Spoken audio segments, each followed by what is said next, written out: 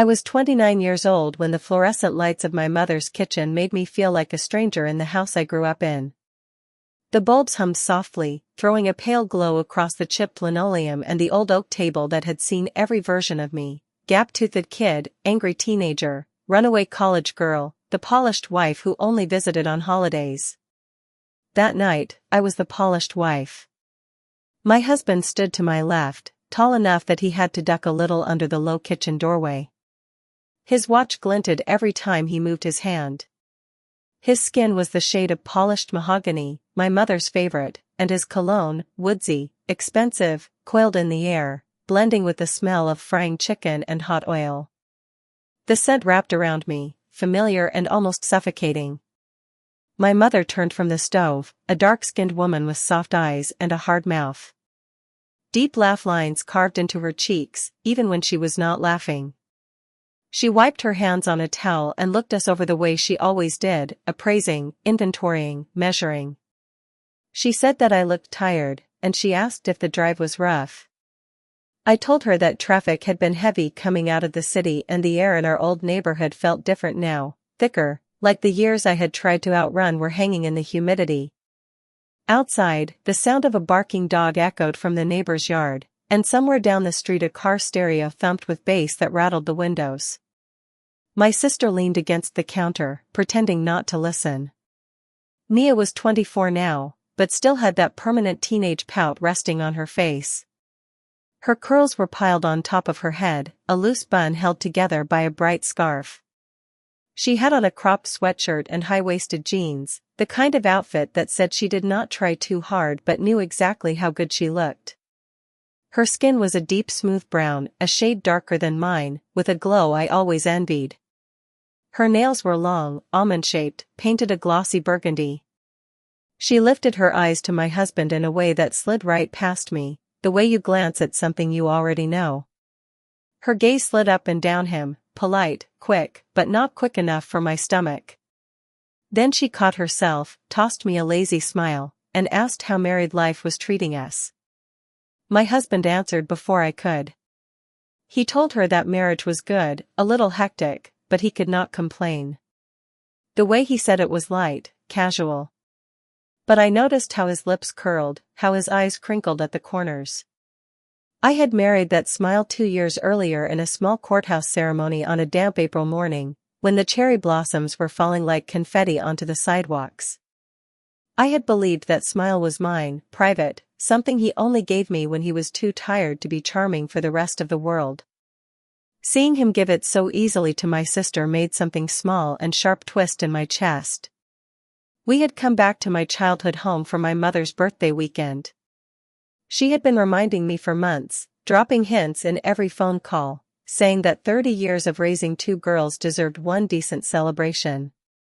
She said that she did not care about fancy restaurants. She wanted her house full, her girls home, the smell of food everywhere. She wanted what she called a real family weekend. She said real like she was trying to convince herself as much as us. My stepfather, Ray, sat in the living room, the TV humming in front of him. He was a quiet storm of a man, big shoulders, belly that had grown with age, and eyes that watched everything. The sounds of the sports game drifted into the kitchen, the announcer's voice rising and falling, blending with the sizzle from the stove. I leaned my hip against the table and watched my sister. She had one arm wrapped around herself, the other hand holding her phone, thumb dragging idly up and down the screen. She seemed distracted, too aware of us. Too aware of him. The first crack in my old life was not loud. It was a small thing. A glance. A moment. A silence between them that felt like it had a shape. I tried to shake it off, telling myself that I was just tired and tense. The city had been wearing me down, working long shifts at the beauty counter, standing under harsh lights all day, painting confidence on faces that were not mine. At home, I was the perfect wife, the one who knew how to make dinner look like a magazine layout even on a Tuesday, the one who adjusted herself to fit whatever version of life he needed. My husband, Jordan, slid his hand along my back, fingers pressing lightly through the thin fabric of my dress. That touch anchored me, reminded me that he was with me. That this was not one of my old nightmares about being left behind. He asked my mother if she needed help, and my mother waved him away, saying that he was a guest and guests do not cook in her kitchen. Nia laughed at that, this low, short sound. She said that my mother should think about updating that rule because some guests might not be guests for long. I was not sure what she meant by it. I was not sure if she meant anything. That was the thing with Nia. Her words always had two edges, one you could see, one you would only feel when it was already under your skin. I watched her eyes flick again to my husband. This time, he did not look back. But his jaw tensed for a fraction of a second. The smallest things were starting to feel like clues, even before I knew what I was trying to solve. Later that evening, after dinner, the house settled into the low hum of nighttime. The sink held a pile of dishes soaking in cloudy water. The TV in the living room glowed against the dim walls, Ray half asleep in his recliner, mouth slightly open, remote resting loosely in his hand. My mother had gone to her room, claiming she was exhausted from cooking, but I knew she had been up late all week, fixing up the house for us. I stepped onto the back porch with my glass of water, letting the warm night air wrap around my bare arms. The streetlights cast pools of yellow on the cracked pavement behind the house, and somewhere, a train rattled in the distance. A moth fluttered frantically around the porch light, throwing strange shadows along the screen door. From inside, I heard the sharp pop of my sister's laughter. I heard my husband's deeper voice responding, soft and calm, the way he always sounded when he was trying to put someone else at ease. I felt a familiar pressure in my chest, the one that said I never really stopped being that girl who felt like she was on the outside of her own family. I had always been the one who left, who pushed away, who reinvented herself. Nia had always been the one who stayed, who knew where everything was, who everyone was. Sometimes I wondered if this house loved her more for that. When I stepped back inside, I saw them in the hallway.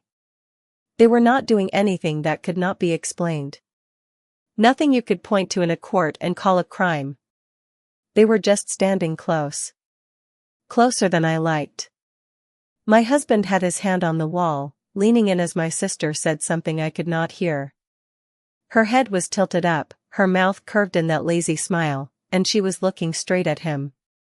The air between them seemed thicker, like the space right above a candle flame. When they noticed me, they moved apart so quickly it was almost comical. My husband straightened, my sister's smile snapped off her face, replaced by that cool mask she used like armor. She said that she was just showing him the old family photos in the hallway. My husband said that he did not know I had been so round-faced as a baby. He said that he wished he had known me then. He was smiling again, but the smile did not reach his eyes. My gaze landed on the framed photo he was nearest to. It was one I had seen 1,000 times. My mother in a floral dress, young and tired, holding me on her hip in our first apartment. No father in the photo. There never had been one. That was a ghost in our house, a shadow no one talked about unless they slept. I told myself the tension I felt was about that. Old wounds. Old resentments. Old questions. I did not know yet that something else in that photo would come back to destroy the life I thought I had built. That night, lying in the small guest room bed, the worn ceiling fan rattling above me, I could not sleep. My husband lay beside me, the soft rise and fall of his chest brushing the thin sheet. Moonlight leaked through the gap in the curtains, painting pale stripes across his bare shoulders, across my brown arms folded over my stomach. I stared at the ceiling and listened to the sounds of the house I once knew so well, the groan of the pipes, the faint buzz of the fridge, the distant murmur of the TV downstairs where I knew Ray had fallen asleep on the couch.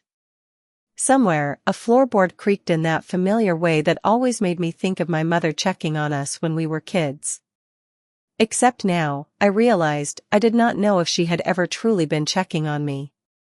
Or just checking to see if the lie she had built was still holding. My husband shifted in his sleep, his arm slipping across my waist, his hand splaying warm against my stomach. The weight of his palm sparked a low, familiar ache in me, the kind that used to make me feel wanted. Lately, even that feeling had started to feel like it belonged to someone else's life. I closed my eyes and told myself that this weekend was going to be fine. That I was being paranoid. That the way my sister looked at my husband did not mean anything. That the odd stiffness in my mother's shoulders when she hugged him was just her usual way of not getting too close to anything that might leave. I told myself I would get through the birthday dinner, drive back to our apartment, and leave this house full of ghosts behind again. Instead, that weekend cracked open every secret my family had ever buried. It peeled back the soft skin of my marriage and showed me something rotten underneath. It forced me to look in the mirror and realize that I did not know my own story at all. That realization started with one sound.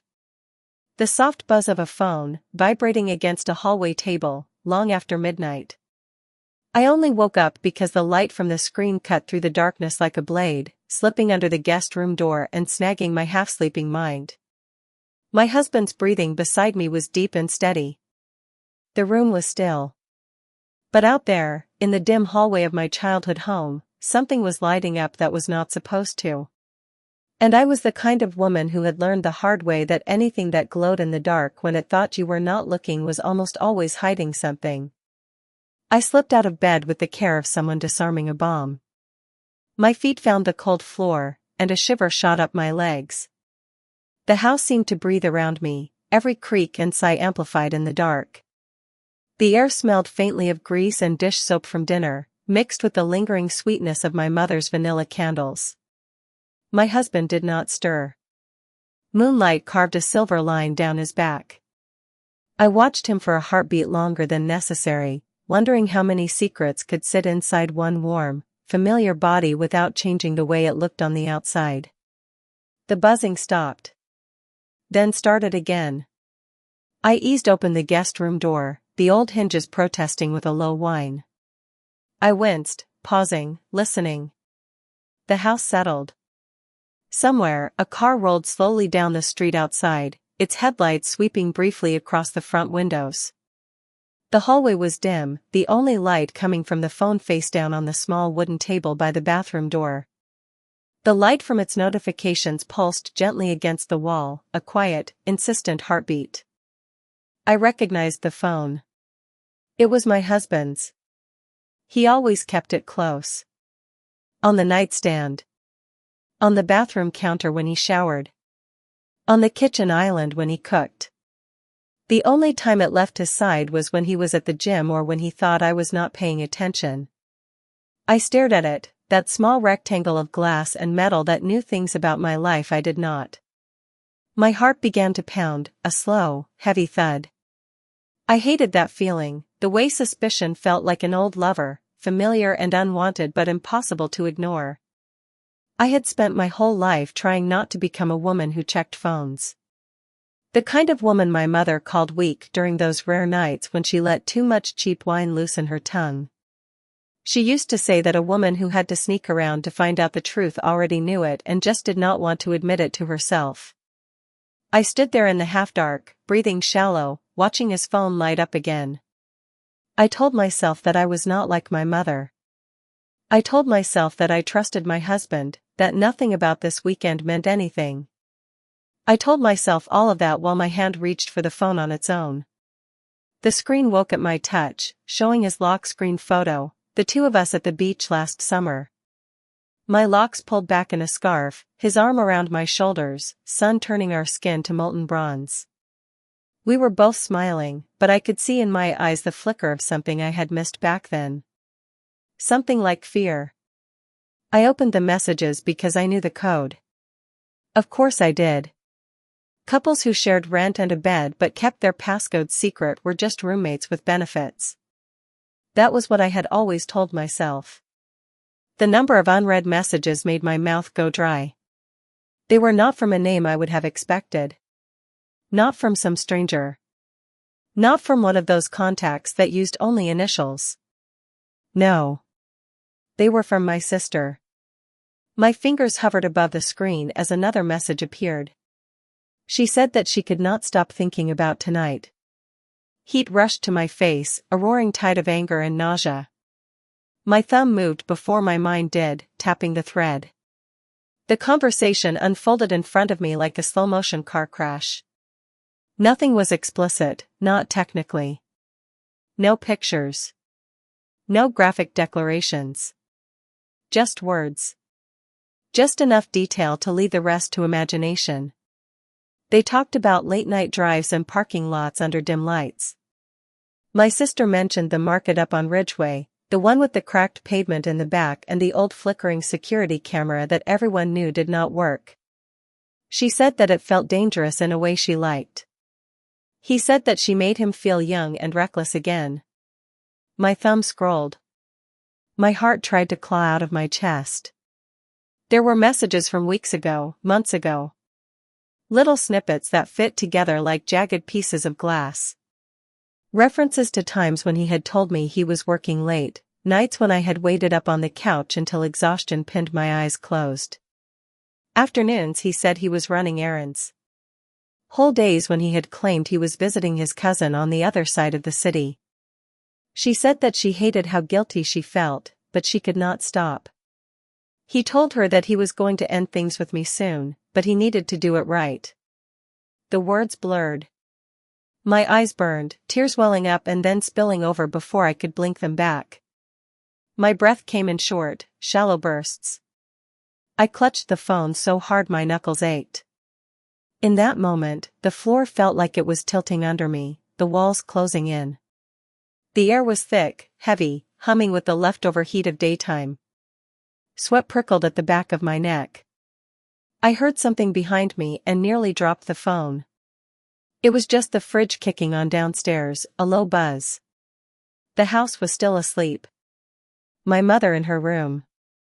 Ray on the couch.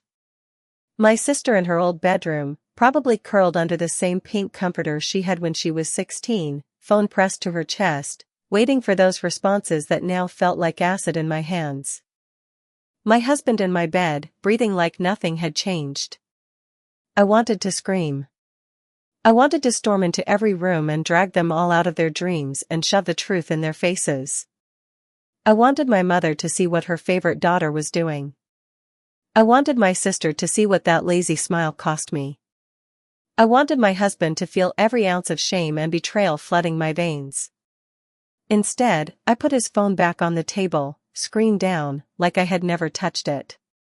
I stood there, shaking, in the dim hallway of the house that had shaped me out of secrets. My tears slid down my cheeks, catching the faint light, falling soundless onto the worn rug. I went to the bathroom, shut the door quietly, and turned on the weak overhead light. The mirror over the sink was speckled with old watermarks. It reflected back a woman whose eyes looked older than they had the last time she had looked at herself in that glass. My face was bare, no makeup to hide behind. My locks were twisted back, the edges fuzzy from the humid air. My skin glowed with a sheen of sweat and salt, my lips pressed into a flat line.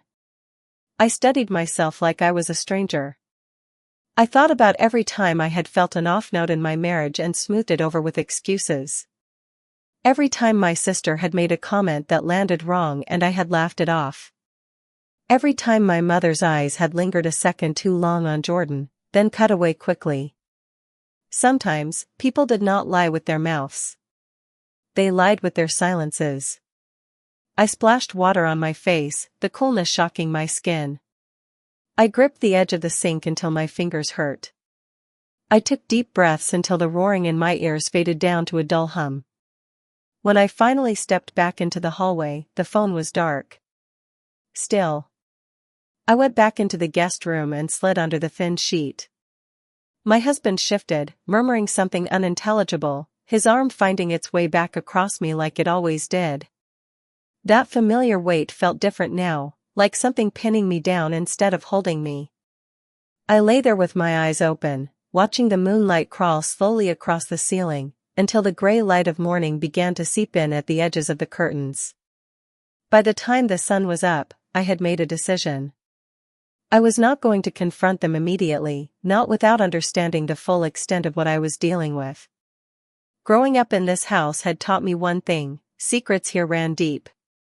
They were never just about one bad choice or one stolen moment. They were roots. And if I was going to rip them out, I needed to know how far they went. The day moved around me like I was watching it through a pane of glass. My mother bustled in the kitchen, humming old gospel songs under her breath, the smell of coffee and pancakes filling the air. Ray shuffled between the living room and the front porch, cigarette smoke trailing behind him despite my mother insisting he did not smoke inside. Nia emerged from her room late, hair wrapped in a satin scarf, oversized t-shirt hanging off one shoulder. She hugged our mother, kissed her cheek, and wished her an early happy birthday, even though the actual dinner was planned for that evening. When she hugged me, her arms were warm and loose around my shoulders.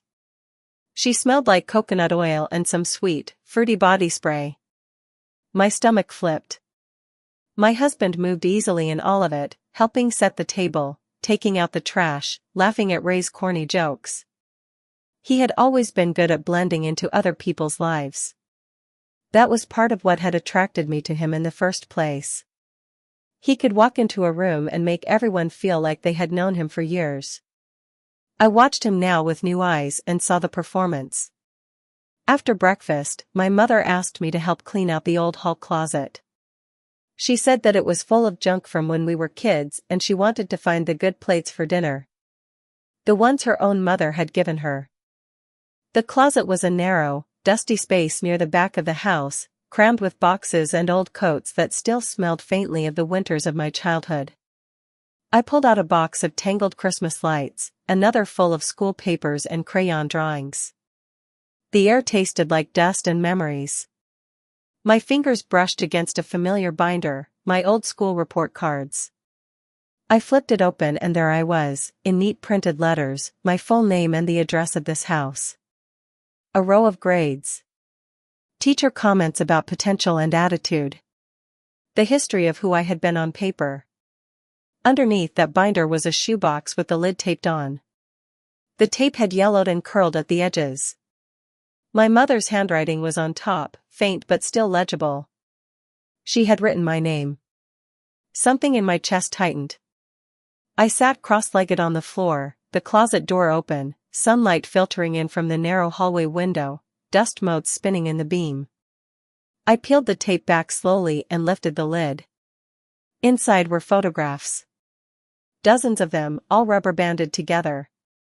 Some were bent at the corners, the glossy surface cracked. I slid the band off and let them spill into my lap. There were baby pictures I had never seen before. Not the ones on the hallway walls, but different. My mother younger, her hair in a style I did not recognize, holding a baby that had my eyes but fuller cheeks, a different onesie. There were photos of a cramped apartment I did not remember, a man's jacket hanging on a chair in the background, a glass ashtray overflowing on the table. I stared at one photo where my mother was seated on a sofa, looking directly into the camera. She looked exhausted, but there was a softness there I had not seen in years. In her lap, I sat, a toddler with my hair in uneven puffs, a plastic toy clutched in my hand. To her left, half cropped out of the frame, was a man's arm. Dark skin. A watch. The edge of a smile. My heart started to pound. I flipped through the photos, searching for his face. But in every one, he was either cropped out or turned away. Always just an arm, a shoulder, the back of a head. Like someone had gone out of their way to keep him half invisible. At the bottom of the box was an envelope, yellowed and thin. My name was written on the front in the same handwriting, but the letters were shakier. Inside was a folded sheet of notebook paper. My hands trembled as I opened it and began to read. The letter was short. The sentences were simple, as if the person writing had been afraid of saying too much. She said that she loved me more than anything. That letting me go had felt like dying. That she had watched from a distance for years because it was the only way she had been allowed to stay in my life. She said that one day, when I was old enough, she hoped I would understand why everyone had lied. The signature at the bottom made my vision blur. It was not my mother's name. It was my aunt's. The aunt who had always been hovering at the edges of my life, never too close, never too far.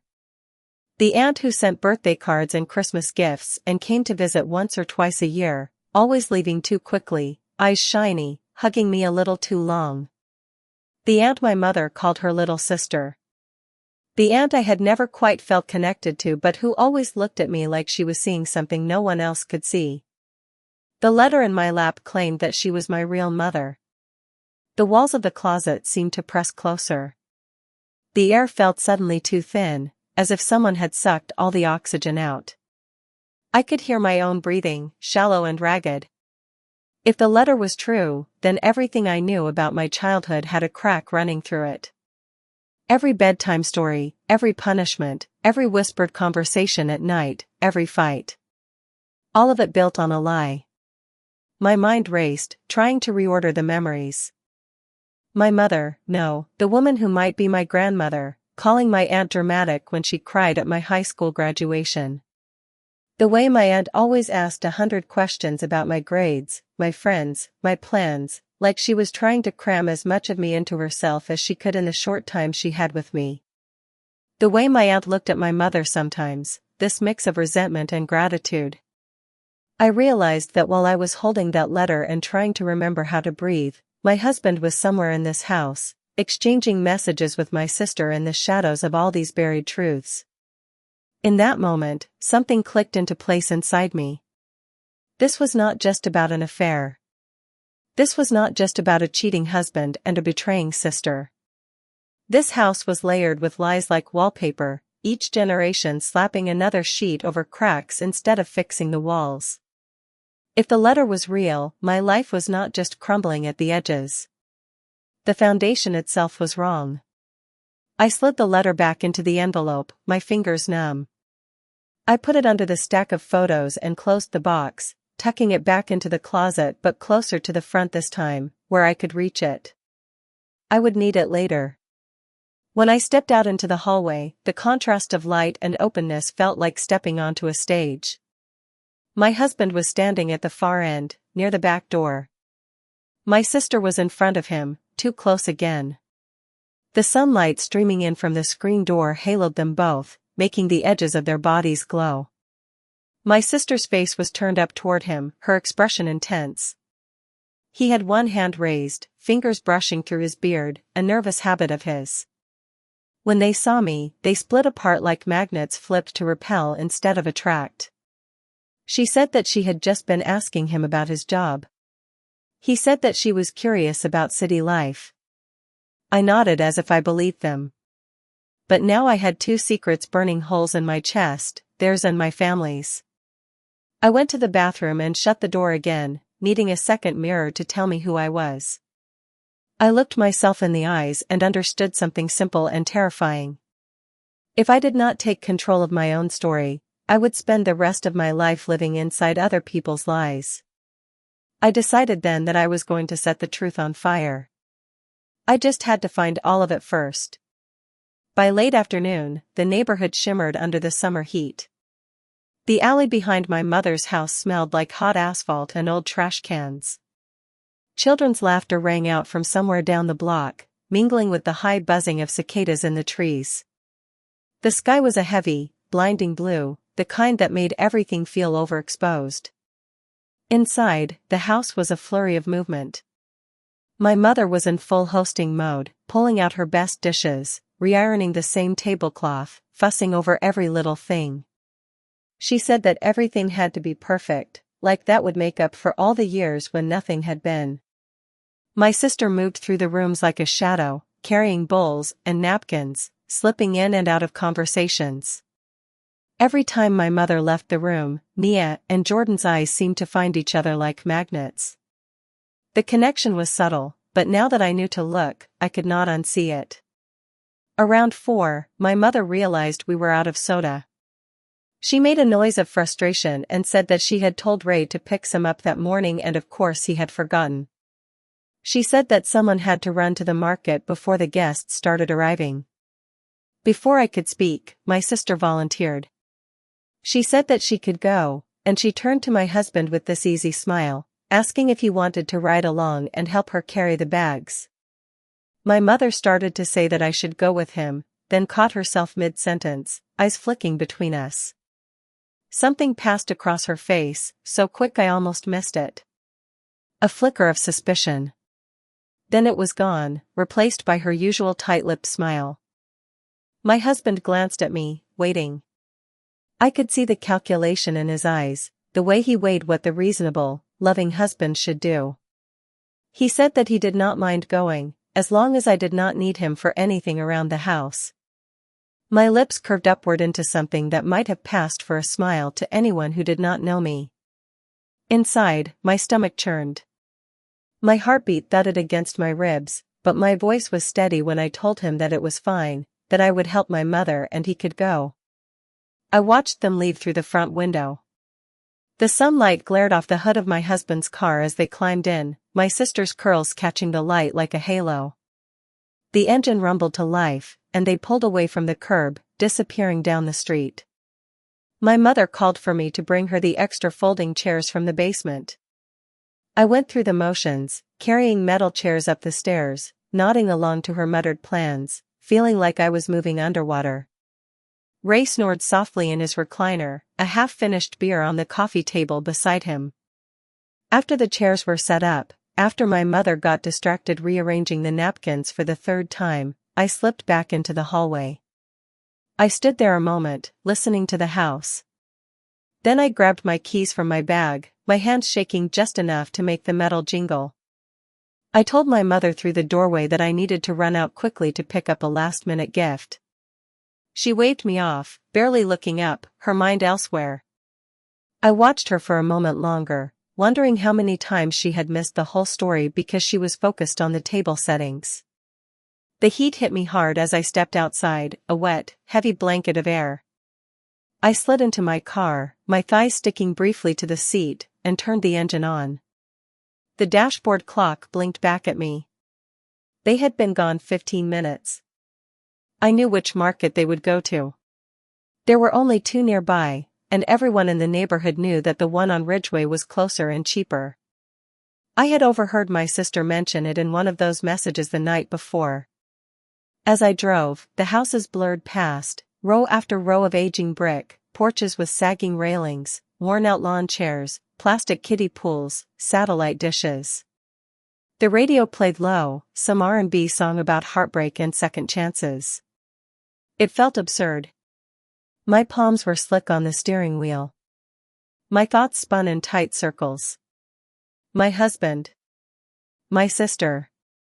My aunt's letter. My mother's silence.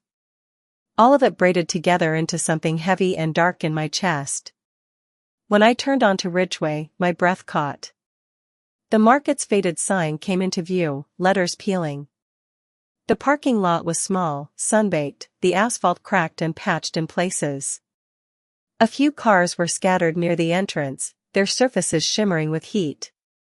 The old, broken security camera hung above the door at a crooked angle. My husband's car was parked near the back, away from the entrance, half hidden from the street view by a tall, scraggly bush. That placement alone felt like a confession. I pulled my car into a spot near the side, killing the engine. For a moment I just sat there, the heat pressing in, my heart pounding so loudly I could hear it in my ears. I forced myself to move. As I opened my door, a blast of hot air hit me full in the face. The smell of asphalt, old oil, and something fried from the market deli flooded my nose. A distant siren wailed somewhere in the city, growing louder, then fading again. I walked toward the back of the lot, each step feeling like I was moving through molasses. The sun glared off the windshields, making me squint. Sweat trickled down my spine, dampening the waistband of my jeans. The closer I got, the clearer the view became. They were inside the car. The engine was off, windows cracked slightly. Through the front windshield, I could see them in the front seats. My husband in the driver's seat. My sister angled toward him, her body leaned in, her hand resting on his thigh. Their heads were close enough that I could not see daylight between them. I stopped, just far enough away that they still did not notice me. I watched my husband's hand rise, his fingers brushing my sister's cheek.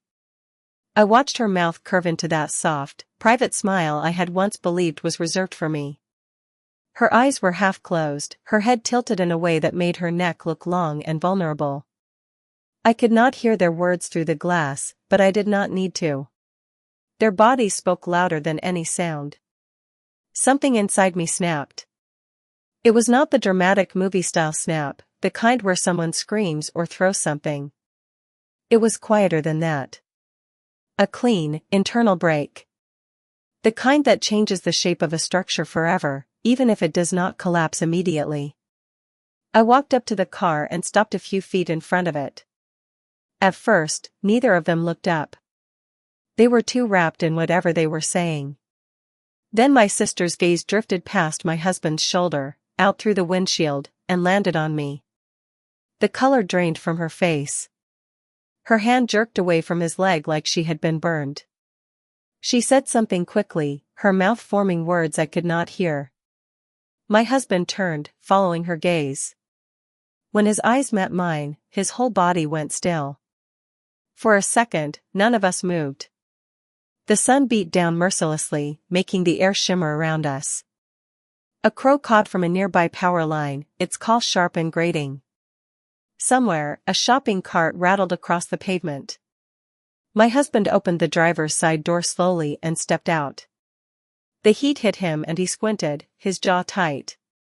He looked at me like a man who had woken up in the middle of a nightmare and realized it was his own making. He said my name, voice low, almost apologetic. My sister stayed in the passenger seat, frozen. Her hands twisted in her lap. I looked at him. I looked at her.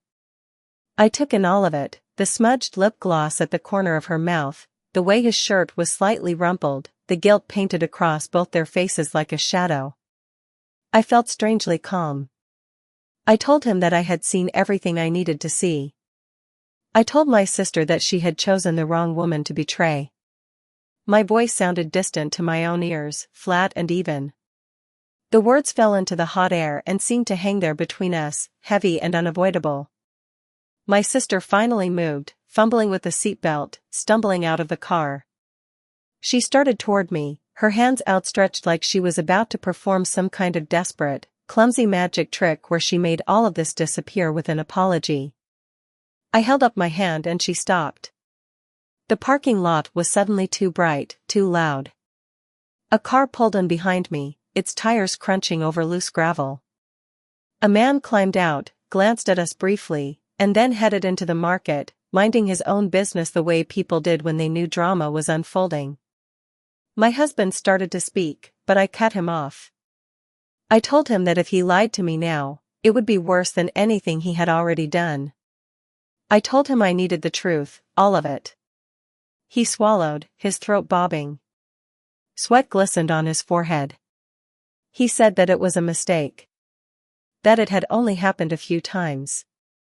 That he had been confused, lost, whatever word he thought might soften the impact. He said he still loved me. I felt my lips curl into something that was not a smile. My sister whispered my name, adding that she was sorry, that she never meant to hurt me, that she had been lonely, that it had just happened. The words blurred together into a single monotonous hum of excuses. The details did not matter. The result was the same. I turned away from them and walked back to my car. My legs felt shaky, but I made them move. I could feel their eyes on my back, their guilt weighing the air down. I did not look back. When I slammed my car door shut, the sound echoed too loud in my head. I sat there with my hands gripping the steering wheel, my breath coming in sharp, uneven bursts. My vision blurred momentarily, tears finally spilling over, hot and relentless.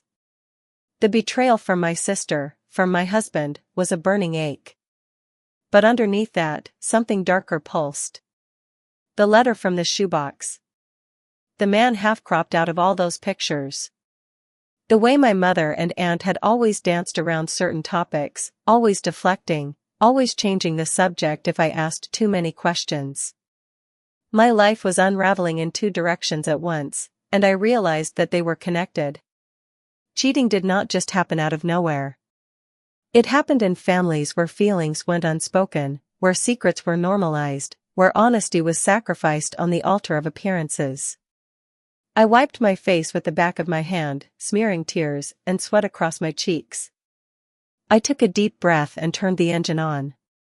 I did not go back to my mother's house right away. Instead, I drove to my aunt's apartment on the other side of the neighborhood. The building was an old brick complex with peeling paint and a front stoop that always smelled faintly of weed and fried food. I parked at the curb and climbed the slightly slanted steps, the metal railing warm under my palm. My aunt opened the door after my first knock, as if she had been standing right there. She looked smaller than I remembered, wrapped in a faded house dress, her dark skin glowing against the soft yellow of the hallway light. Her hair was pulled back in a simple puff, streaks of gray now visible at her temples. Her eyes, though, were the same, big, expressive, and always a little sad. When she saw me, a mixture of surprise and something like dread flickered across her face. She said that she had not expected to see me that day. That she thought I would be busy with my mother's party. I stepped past her into the apartment, the smell of simmering beans and old incense wrapping around me.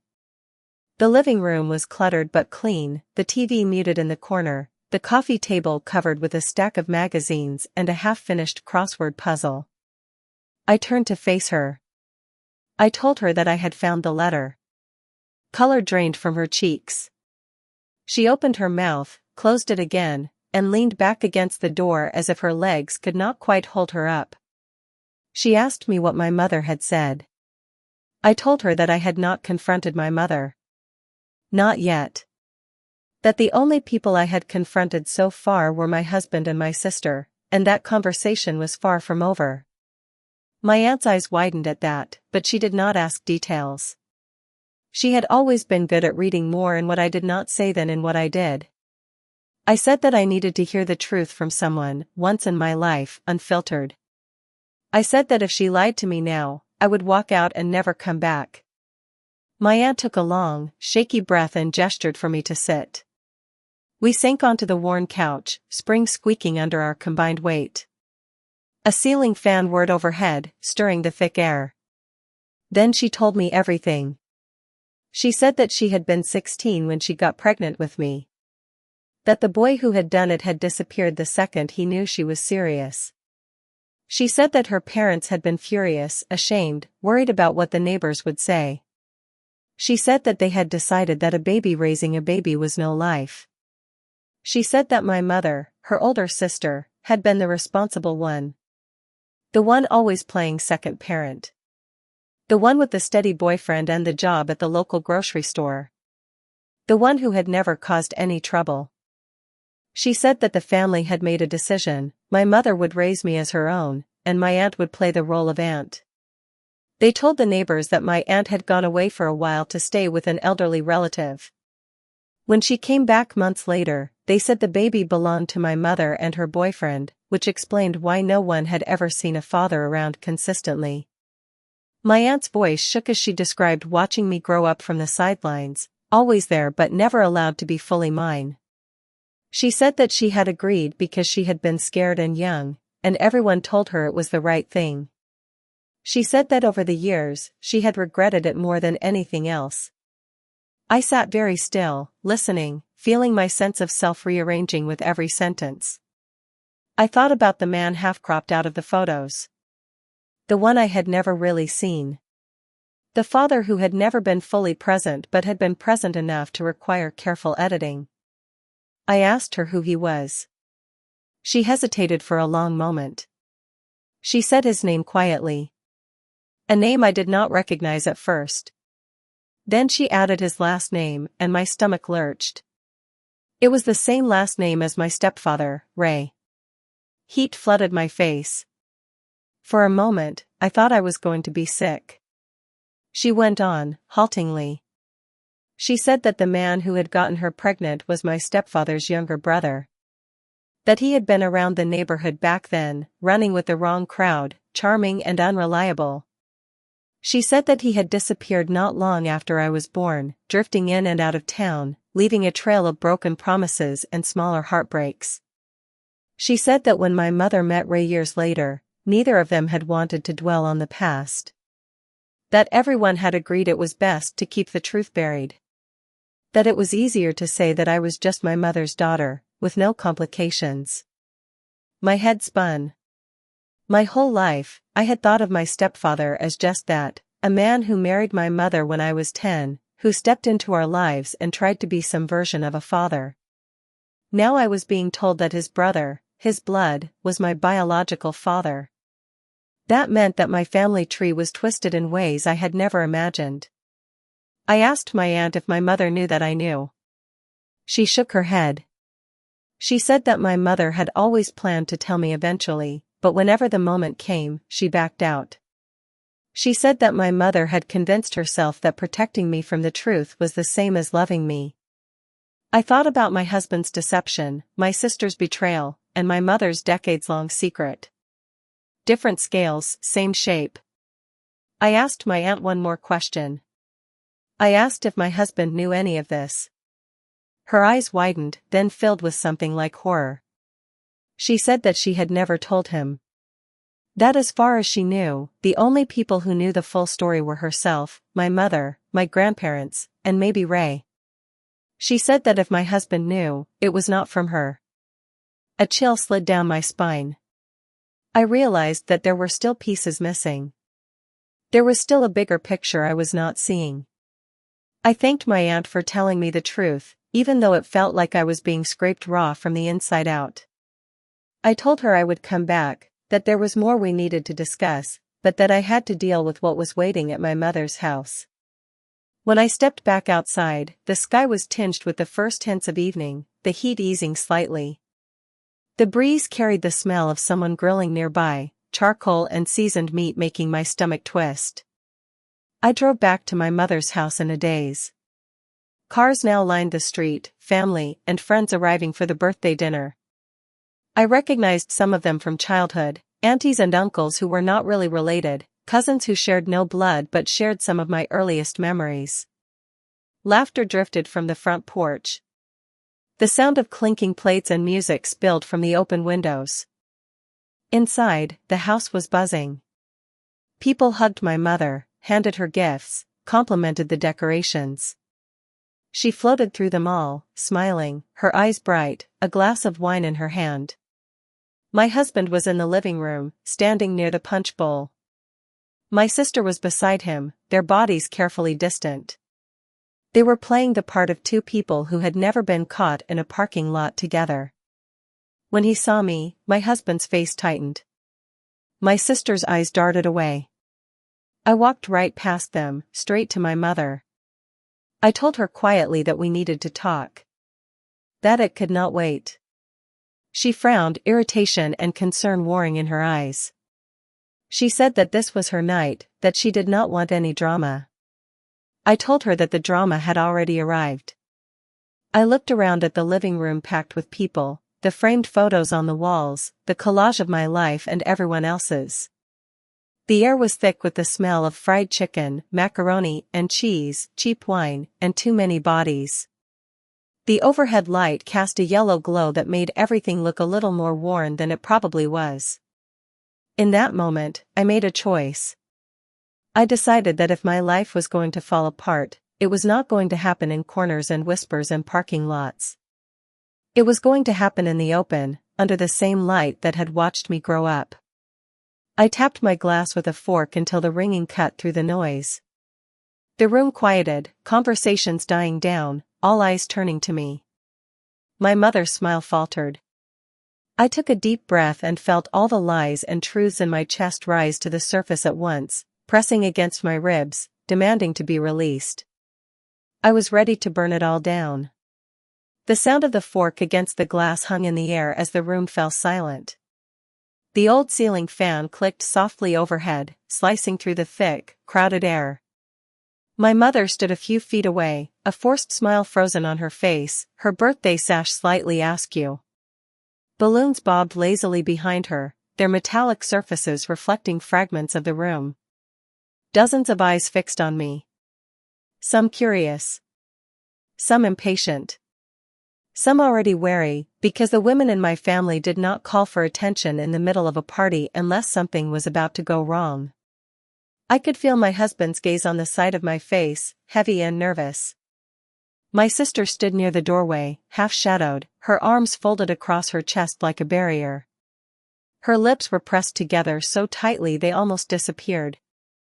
My heart pounded, but my voice, when I spoke, was steady. I said that I wanted to make a toast. A ripple of relieved laughter moved through the room. Someone near the back muttered something about how I had always been the dramatic one. I let it wash over me. They did not know what dramatic truly looked like. Not yet. I lifted my glass, the cheap white wine catching the yellow light. My hand did not shake. I started with gratitude, because I knew how to tell a story. I thanked everyone for coming to celebrate my mother. I talked briefly about her sacrifices, about how she had worked long hours and kept the house together, about how she had raised 2 girls who were now, apparently, grown women. I watched my mother's shoulders relax as I spoke, her smile warming. Her eyes glistened a little, the way they did when she heard compliments she felt she did not deserve. Then I pivoted. I said that family was about more than just blood or last names. That it was about honesty, about trust. I said that when those things were missing, everything else started to rot from the inside out. A murmur moved through the room. My husband shifted his weight, his jaw tightening. My sister's gaze dropped to the floor. My stepfather, Ray, straightened in his recliner, his eyes narrowing. I told them that I had learned 2 important truths that day. I said the first one slowly, each word measured. I said that my husband and my sister had been sneaking around behind my back. The reaction was immediate. Gasps. A few curses under the breath. Someone's glass clinked too hard against the table. My mother's face went slack, the color draining from her cheeks. My sister flinched as if struck, while my husband took a step forward as if he might try to stop me. I did not let him. I said that I had seen them myself, in his car at the market, tucked away in the back of the parking lot where they thought no one would notice. I said that I had read the messages on his phone the night before, messages that talked about late-night meetings and feelings that had no business existing between a married man and his wife's sister. My voice did not shake. The room, however, trembled with the force of shifting alliances. I swung between my husband and my sister, taking in their pale faces, the guilt etched into every line of their bodies. My sister tried to speak, but her voice cracked and died. My husband started to say that it was complicated, but someone, one of my older cousins, cut him off with a sharp, disgusted sound. My mother looked like she was trying to hold herself together by sheer willpower. Her hands were clenched at her sides, her nails digging into her palms. She turned to my sister first, then to my husband, and the betrayal in her eyes was almost as bright as the one in mine. It would have been easy to stop there. To let the night become only about their betrayal. To let my marriage and my relationship with my sister implode in front of everyone and leave it at that. But that would have been treating the symptom, not the disease. So I pressed on. I said that the second truth I had learned that day went deeper than cheating. That it went back decades, to a time when none of us in that room had wrinkles or gray hair. My voice softened, but I made sure every word carried. I said that I had found a letter in an old shoebox in the hall closet. A letter addressed to me. A letter that said the woman who had raised me was not my mother, and the woman I had called my aunt all my life was. The room erupted into chaos. Voices rose, overlapping. Some people swore they had always suspected something. Others said they were shocked, clutching at their chests like the truth had physically struck them. Children peered up at the adults with wide, confused eyes, sensing the magnitude of something they did not yet understand. My mother looked like I had slapped her. Her hand flew to her mouth, her eyes wide, glistening. My aunt, who had slipped in quietly late and was standing near the back, closed her eyes, tears streaming down her cheeks. She looked both relieved and devastated. I continued, cutting through the noise. I said that my aunt had finally told me the whole story. How she had gotten pregnant as a teenager. How the family had decided that my mother would raise me to avoid shame. How they had spun a web of lies that had become my reality. I said that my biological father was not some nameless ghost, but my stepfather's younger brother. That the man who had drifted through our house in old photos and half-told stories was closer to us than anyone had ever admitted. You could feel the room inhale and hold its breath. My stepfather's face changed in an instant. Whatever irritation he had felt about the cheating confession was replaced by something rawer. Pain. Anger. Maybe even guilt. His eyes darted to my mother, then to my aunt, then to me. He asked my mother if it was true. His voice shook in a way I had never heard before. The sound of it sliced right through me, because despite everything, he was the one who had shown up to my school plays, who had helped me with my math homework, who had taught me how to change a tire. My mother's lips trembled. Tears spilled down her cheeks, smudging her eyeliner. She looked from me to my aunt and then back, her mouth opening and closing soundlessly. Finally, she nodded. She said that they had done what they thought was best at the time. That they had wanted to give me a stable home. That they had been scared of the judgment, the whispers, the way our already fragile reputation would have shattered. She said that she had always intended to tell me. That she had tried and failed a dozen times over the years. Her excuses floated in the air between us, flimsy and see-through. I told her that whatever they had intended, the result was the same. That my entire identity had been built on a foundation of lies. That I had grown up feeling like a misfit in my own home without understanding why. That the secrets they kept had taught me, on some deep, subconscious level, that deception was an acceptable way to survive. I said that I could see now how that poison had soaked into everything. The room was quiet again, save for the soft hum of the refrigerator, the ticking of the wall clock, the occasional muffled sob. My husband stood rigid, lips pressed together, as if he wanted to disappear. My sister refused to meet my eyes, staring instead at a worn spot on the rug. I turned to them, my gaze hard. I asked my husband when he had started sleeping with my sister. He swallowed, looking around as if searching for an escape route. The eyes of everyone in the room pinned him in place. He said that it had started a few months ago. That he and my sister had seen each other at a bar when I was working late. That they had been drinking, that they had talked about feeling overlooked, misunderstood, whatever empty words he thought might make the story sound less ugly. I asked my sister why. She finally raised her eyes to mine. She said that she had always felt like she lived in my shadow. That I was the one who left, who made something of myself, who brought home a husband who seemed too good to be true. She said that when he paid attention to her, it made her feel seen in a way she had not felt in years. There it was. The twisted logic. The selfishness disguised as vulnerability. I listened, not because I needed the details, but because I needed to see their faces when they said the words out loud. Then I asked them both a question that had been gnawing at me since I sat in my aunt's living room. I asked if either of them had known about my true parentage. They glanced at each other, startled. My husband shook his head quickly, insisting that he had no idea. My sister looked confused, saying that no one had ever told her anything except that I had a different father somewhere out there and it was not important.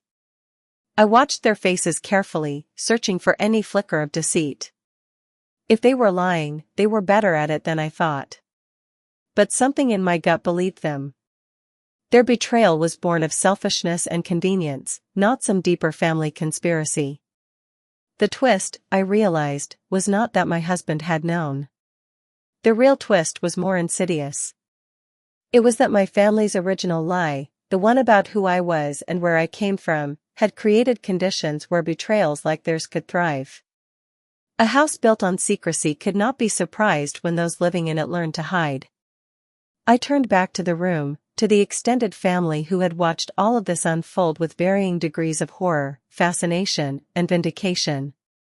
I said that I was done carrying the weight of secrets I had not asked for. That I was done smoothing over other people's messes, done apologizing for my reactions to the lies they had told. I said that I would be leaving my husband. The words felt like a door closing, but also like a window opening. My husband's face crumpled, the calm mask finally cracking. He took a step toward me, hand outstretched, saying that we could work through this, that he could go to counseling, that he could cut my sister off completely. I stepped back. I told him that I believed in forgiveness, but not in putting myself back into the fire after I had finally recognized the burn. I said that I had spent too much of my life making myself small and pliable to keep other people comfortable. I was done with that. My sister started to sob quietly, tears streaking down her face, mascara smudging. She reached for me, saying that she did not want to lose me. I told her that she had already lost the version of me who would have bent over backward to keep the peace. Whether she ever got any part of me back would depend on what she did from that night on. I turned to my mother and my aunt. I said that I did not know yet what kind of relationship we would have going forward. That I was not ready to forgive or forget. That I needed time to understand who I was outside of the story they had written for me. But I also said that I was grateful, in a strange, painful way, to finally know the truth. My aunt's shoulders shook with silent sobs. My mother's face was a wreck of smeared makeup and grief. They both nodded, accepting my anger because they knew they had earned it. The room felt like it was holding its breath. I set my glass down on the nearest table. The condensation left a clear ring on the wood, a small, perfect circle that would probably be there for years. Then I walked out. The evening air hit me like a blessing. The sky was streaked with gold and pink, the sun sinking behind the rooftops. The sounds of the party dulled as I closed the door behind me, replaced by the rustle of leaves and the distant rumble of traffic. I stood on the front porch for a moment, breathing in the smell of cut grass and exhaust fumes, feeling the roughness of the wooden planks under my bare feet. I realized I felt lighter, despite everything. The weight I had been carrying all my life, unseen but ever present, had shifted. It was still there, but now it was in front of me, visible. Manageable, if not yet healed. As I walked down the street toward my car, neighbors looked up from their porches, their conversations pausing briefly. They greeted me with nods and cautious smiles, unaware of the emotional earthquake that had just rocked the inside of that house. The sky darkened gradually as I drove back to the city. Streetlights flickered on, casting orange pools onto the pavement. Storefronts blurred past, neon signs buzzing faintly. My hands relaxed on the steering wheel little by little. In my apartment later that night, our apartment that would soon become my apartment, the silence felt different. It did not feel like emptiness. It felt like possibility. I walked through the rooms, touching the back of the couch, the counter where we had once cooked together, the mirror where I had done my makeup for our wedding. The ghost of us lingered in every corner, but it no longer felt like a life I needed to cling to. I stood in the bathroom, looking at my reflection under the bright, unforgiving lights. My locks framed my face, frizzed from the long, hot day. My eyes were red but clear. My skin glowed, not from highlighter or foundation, but from the heat of everything I had just survived. I realized that for the first time, I was seeing myself without anyone else's story layered on top. Not my mother's responsible daughter. Not my aunt's hidden child. Not my stepfather's almost daughter. Not my sister's rival. Not my husband's wife. Just me. The next days were not easy. There were calls. Messages. People picking sides, offering opinions. Some told me I should have kept things private. Others said I had done the right thing by dragging everything into the light. My husband begged, then raged, then begged again. My sister alternated between sobbing apologies and angry justifications. I kept my distance. I filed for separation. I blocked his number for stretches of time just to breathe. I found a therapist, a black woman with kind eyes and a spine of steel, who looked at me and saw not just a messy situation, but a woman standing in the ashes of a life and deciding what she wanted to build next. My mother and my aunt came to the city together one weekend. They sat on my couch, small and fragile and full of regret. They did not offer excuses this time. They simply told me they were ready to answer any questions I had, no matter how painful. It would take time. We all knew that. Healing, I learned, was not a straight line. Some days I woke up feeling powerful, ready to rewrite my story. Other days, grief clung to me like a wet blanket, heavy and suffocating, and I questioned every decision. But through it all, one thing remained clear. The twist in my story was not just that my husband had betrayed me with my own sister. It was not just that my mother was actually my grandmother and my aunt was my mother. Those were dramatic, yes. They were the kind of revelations daytime talk show hosts built entire episodes around. The real twist was quieter.